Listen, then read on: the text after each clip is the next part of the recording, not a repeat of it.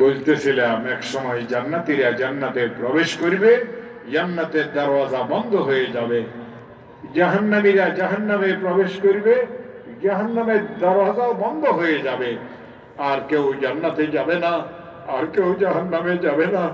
রাসূল বলে, ও আমার উম্মতের জান্নাতীরা, তোমাদের জন্য বিরাট একটা সুসংবাদ।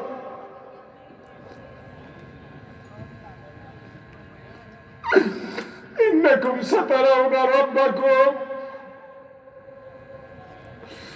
আমার উম্মতের মুত্তাকিরা, পরহেজগারেরা, ইন্নাকুম সাতারাউনা রাব্বাকুম কামা তারাউনাল কমারা ফি লাইলাতিল বদরে।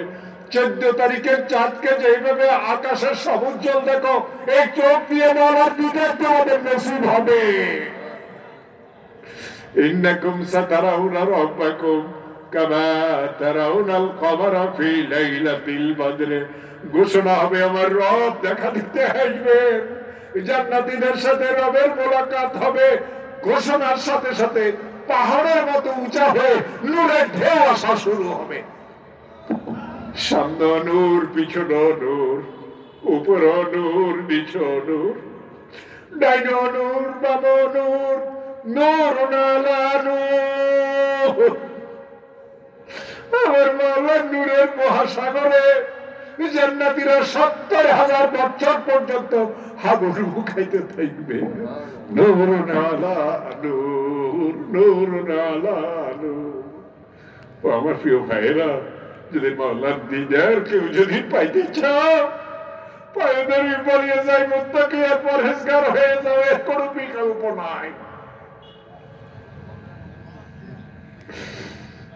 70,000 বছর পরে জান্নাতীদের একটু হুঁশ ফিরিয়ে আসবে, নিজের হাত নিজে চিনবে না, সমস্ত অঙ্গ প্রত্যঙ্গ মাওলার নূরের নূরান্বিত হয়ে যাবে। আল্লাহ জিজ্ঞাসা করবেন জান্নাতীদেরকে, ও জান্নাতীরা, নবী রাসূলদের মাধ্যমে যেই সমস্ত নেয়ামতের ওয়াদা করা হয়েছিল সবকিছু কি সঠিক পেয়েছ?